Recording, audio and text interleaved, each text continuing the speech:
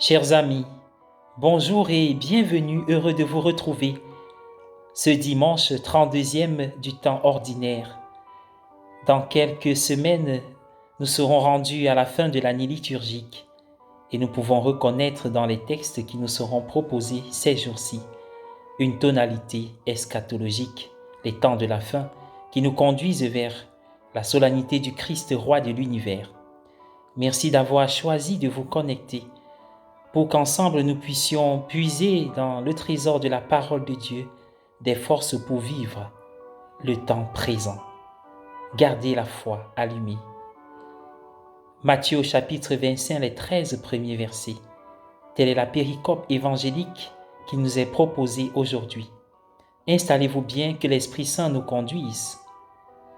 Beaucoup savent d'expérience que les cérémonies de mariage ne se déroulent pas toujours comme prévu.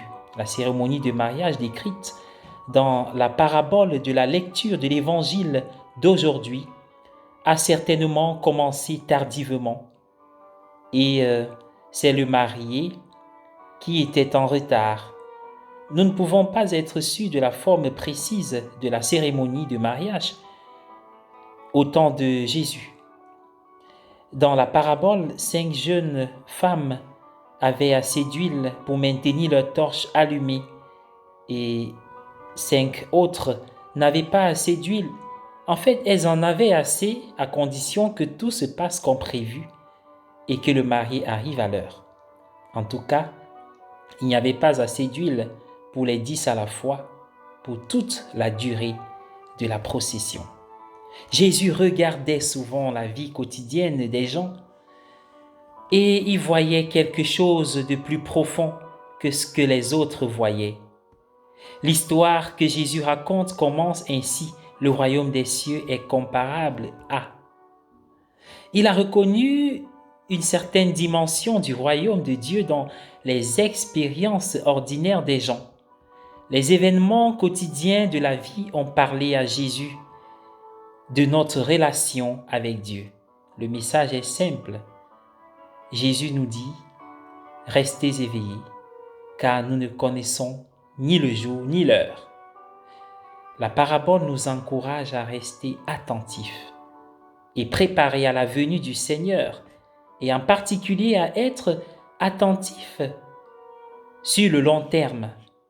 La sagesse des 5 demoiselles d'honneur consistait bien évidemment à avoir assez d'huile pour faire brûler leurs torches sur le long terme. Lors des messes d'enterrement, on lit souvent un passage de la 2e lettre de Saint Paul à Timothée où il dit « J'ai mené le bon combat, j'ai terminé la course, j'ai gardé la foi. » Vers la fin de sa vie terrestre, Paul pouvait dire qu'il avait gardé la lumière de sa foi allumée pour le long terme, jusqu'à la fin. Nous avons besoin d'une foi durable en ces temps. Le cheminement de la foi de chaque personne a ses hauts et ses bas. Notre foi peut être forte à un moment de notre vie et faible à un autre. Ce qui importe, c'est que nous terminions la course de la foi, que nous maintenions la flamme de la foi jusqu'à la fin. Nous gardons les yeux de notre foi fixés sur le Seigneur, même lorsque les ténèbres nous envahissent et que nous nous demandons « Où est le Seigneur ? Qu'est-ce qui le retient ?» Il y a,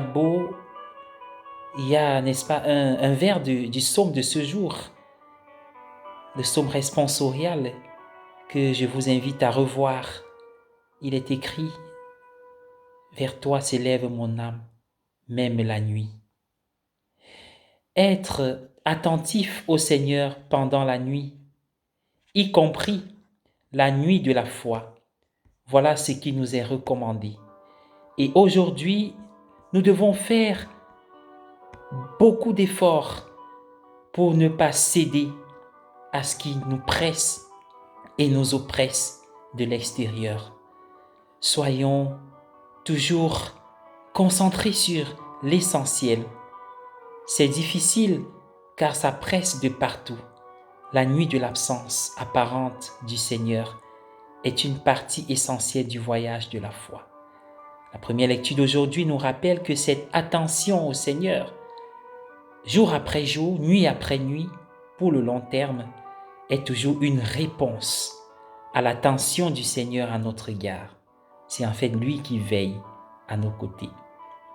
Lorsque les écrivains juifs parlaient de la sagesse en tant que figure féminine, comme dans la première lecture d'aujourd'hui, c'était vraiment une façon de parler de Dieu. Selon cette lecture, la sagesse est trouvée par ceux qui la cherchent, car elle est assise à leur porte.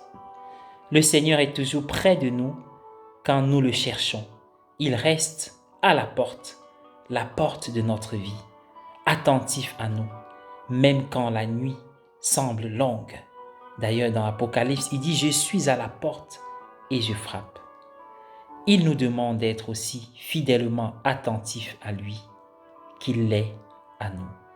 Je souhaite à tous et à chacun une excellente journée malgré le confinement, mais aux côtés du Seigneur qui veille, et une agréable semaine dans la lumière du ressuscité. Amen.